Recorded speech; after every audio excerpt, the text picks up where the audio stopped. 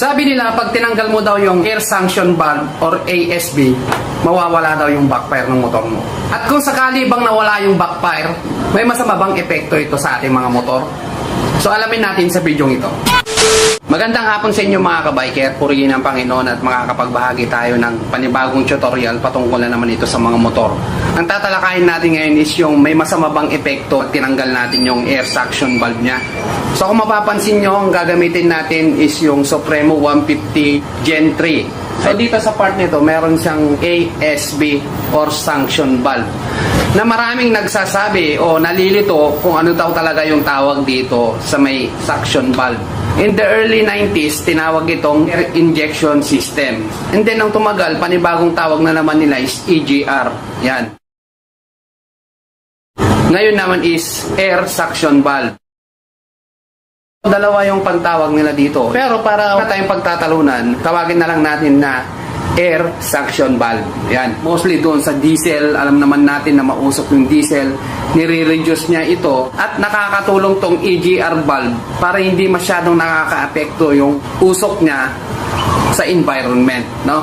Ang air suction valve o ASV, ito ay isang subsystem used to reduce emissions in the exhaust gases of internal combustion engines. Yan ang trabaho ng ASV na re-reduce siya ng emissions. So ano ba yung emissions? Pag sinabing emissions, yan yung gases, pollutant na maaring ilabas nitong motor during combustion process, no? So yun yung nilalabas niya, yung mga masasamang usok na masangsang. So kaya merong air suction valve ang mga motor para din sa atin to, para hindi maapektuhan yung kalusugan natin. So kasi pag nakalanghap tayo ng mga ganitong pollutant na galing sa gas, no, makakasama sa kalusugan natin yan. So yun yung trabaho at layunin ng ASV valve. The same din sa tawag na EGR, no? Pinediin nila rito yung fuel efficiency, no? Same lang sila, ano? Iba't iba lang yung tawag. Ngayon, ang sinasabi ko, yung gagamitin natin na term is air suction valve. So yun, proceed na tayo rito, kalasin natin to para makita natin kung ano ba yung mga linya niya, kung bakit kinabit ito.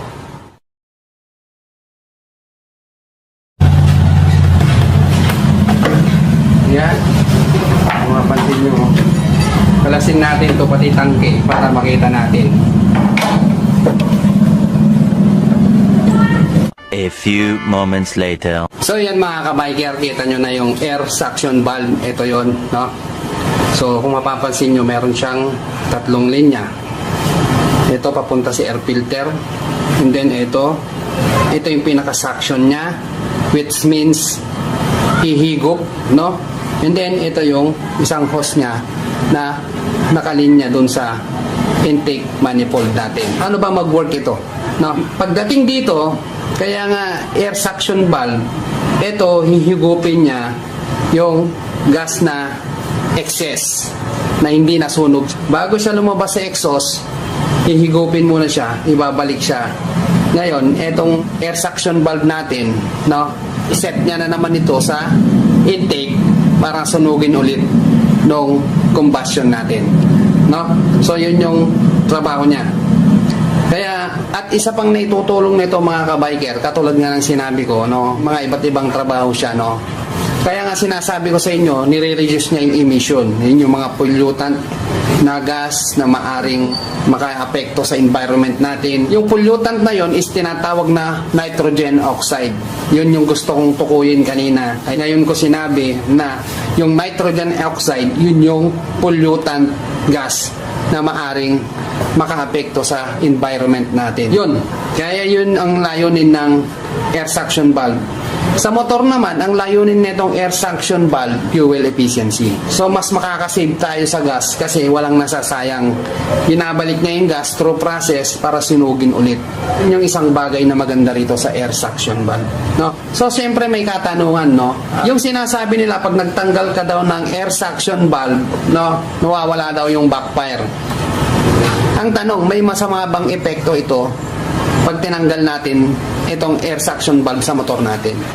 Para sa akin mga kabiker, actually hindi naman siya makakaapekto sa makina, no?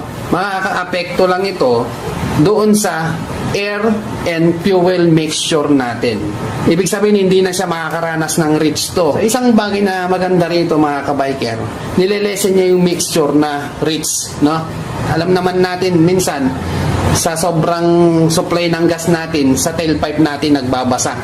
At yung gas sa exhaust na ang akala natin may langis. Yung carbon ng exhaust natin nababasa ng gas, kaya akala natin langis. Gas po yun, hindi langis. So ang pwedeng makakasama dyan, pag tinanggal natin ito, nawala nga yung backfire, no? Ngayon, parang binalik mo sa stock.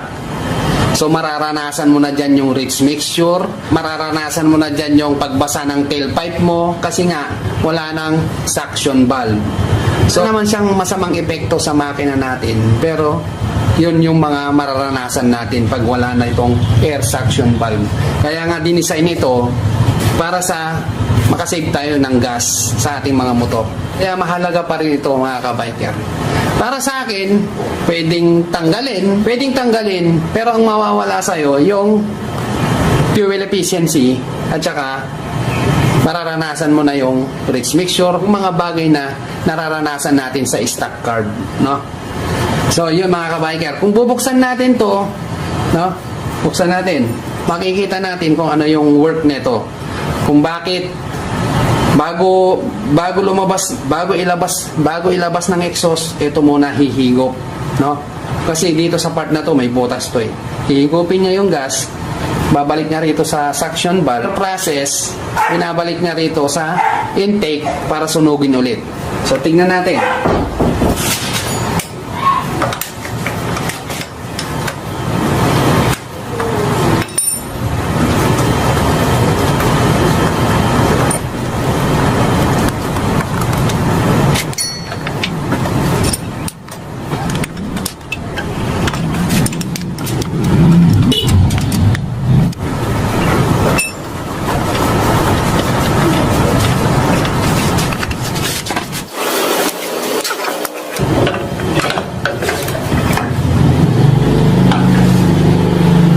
Dito mga kabiker, mapapansin nyo may butas dito.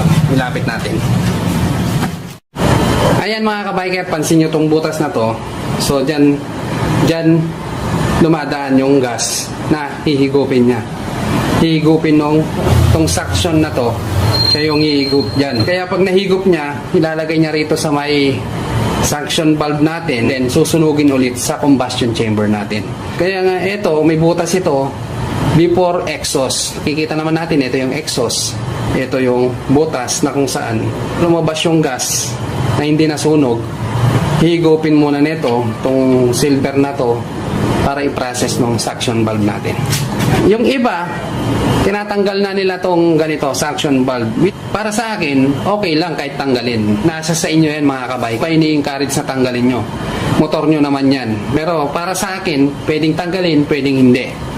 Yun kasi yung mga pwedeng mawala. Yun mga kabiker, simple lang yung video natin. Yun lang, I hope na meron kayong natutunan. So yun mga kabiker, simple lang yung video natin. I hope na meron kayong nakuhang idea at nalaman sa simpleng video natin. Wala pa kayong napapansin mga kabiker? Wala kayong napapansin? So kita nyo na, no? So, ito mga kabiker sa damit ko, no? I love the Word of God. So, amen, no? Masaya ako dahil merong salita ng Diyos sa channel natin. Hindi naman ito sa ikatataas ko eh. Sa ikatataas ng dakilang pangalan ng Diyos. Kaya nga nasusulat sa Psalms 119 verse 105. Thy word is a lamp unto my feet and a light unto my path. So, yun mga kabiker.